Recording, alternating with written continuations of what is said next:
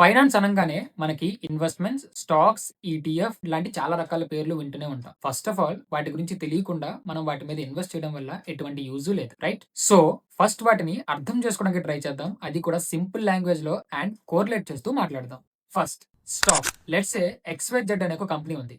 ఆ company future కోసం grow అవుదామని ట్రై చేస్తుంది. కాకపోతే ఆ కంపెనీకి కొంత మనీ అవసరం ఉంది. సో, ఆ మనీ కోసం కంపెనీ తన భాగాల్ని పార్ట్స్ కింద డివైడ్ చేసి జనాలకి పంచిపెడుతుంది. దీన్నే మనం స్టాక్, ఈక్విటీ, షేర్ అని ఏ పేరుతోనే పిలుచుకోవచ్చు. ఇంకా సింపుల్‌గా చెప్పాలి అంటే స్టాక్ అంటే ఒక కంపెనీలో స్మాల్ పార్ట్ అని అర్థం. కాకపోతే స్టాక్ అనేది ఫిజికల్ థింగ్ అయితే కాదు. It's just a digital proof. Let's say మీరు ఒక కంపెనీ యొక్క స్టాక్‌ని ఆన్‌లైన్‌లో స్టాక్ బ్రోకర్ ద్వారా కొన్నారు. సో, ఇప్పుడు మీరు ఒక కంపెనీకి ఓనర్ అయిపోయారు. సో, ఇప్పుడు ఆ కంపెనీ ప్రాఫిట్ సంపాదిస్తే అందులో వచ్చే లాభం మీదే అండ్ అదే విధంగా ఆ కంపెనీ ఒకవేళ లూజింగ్ సైడ్‌లోకి వెళ్తే వచ్చే నష్టం కూడా మీదే. అందుకే స్టాక్స్‌లో కొంత రిస్కీ ఉంటుంది. లాభమొస్తే లాభం మీదే, నష్టమొస్తే నష్టం కూడా మీదే. అండ్ 2 లెట్స్ సే మనం ఒక కంపెనీ యొక్క షేర్‌ని పర్చేజ్ చేద్దామని అనుకున్నాం. కాకపోతే మనం ఏ షేర్‌ని కొనాలి? ఏ కంపెనీలో ఇన్వెస్ట్ చేస్తే మనకి ఫ్యూచర్ బాగుంటుంది అనే విషయం మనకు తెలియదే అనుకుందాం. ఇక్కడే మ్యూచువల్ ఫండ్స్ యొక్క అవసరం వస్తుంది. ఒక ఎక్స్‌పర్ట్ ఫండ్ మేనేజర్ ఉంటారు. ఎవరికైతే స్టాక్ మార్కెట్స్ గురించి మంచి అవగాహన ఉంటుందో వాళ్ళు మన మనీని డిఫరెంట్ స్టాక్స్‌లో ఇన్వెస్ట్ చేయడం స్టార్ట్ చేస్తారు. దీనివల్ల ఒక కంపెనీ లూజింగ్ సైడ్ వెళ్ళినా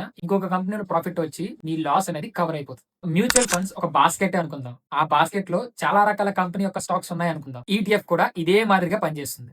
ఈటీఎఫ్ మ్యూచువల్ ఫండ్ లానే పనిచేస్తుంది. కాకపోతే ఇక్కడ మీ డిసిషన్ మీరే తీసుకోవాల్సి ఉంటుంది. ఎప్పుడు కొనాలో అండ్ ఎప్పుడు అమ్మాలో. గుర్తుపెట్టుకోవాలి ఇక్కడ ఎటువంటి ఫండ్ మేనేజర్ ఉండరు కాబట్టి ప్రైసెస్ పెరుగుతూ ఉంటాయి, తగ్గుతూ ఉంటాయి. సేమ్ స్టాక్స్ మాదిరిగానే. కొంచెం జాగ్రత్తగా ఉండాల్సి ఉంటుంది. బికాస్ ఒక్క ETF it's a group of many companies. So risk కొంచెం తక్కువగా ఉంటుంది.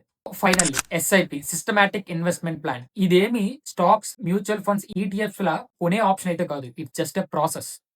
ఎగ్జాంపుల్‌కి మనకి నచ్చినట్టుగా daily, weekly, monthly, yearly invest చేసుకునే ఒక ప్రాసెస్ మాత్రమే. ఇది టోటల్లీ మీ యొక్క డెసిషన్ మీద అండ్ మీ యొక్క ఇష్టం మీద డిపెండ్ అయ్యి ఉంటుంది. ఫైనల్లీ ఎస్పెషల్లీ టీనేజర్స్‌కి మ్యూచువల్ ఫండ్స్ అనేది ఒక బెస్ట్ ఆప్షన్ అనే చెప్తాను. Because why? బికాస్ రిస్క్ తక్కువ ఉంటుంది. మీ ఫండ్స్‌ని ఫండ్ మేనేజర్ మేనేజ్ చేస్తూ ఉంటారు. And at the same time invest చేసే హాబిట్ కొద్ది కొద్దిగా డెవలప్ అవుతూ ఉంటుంది.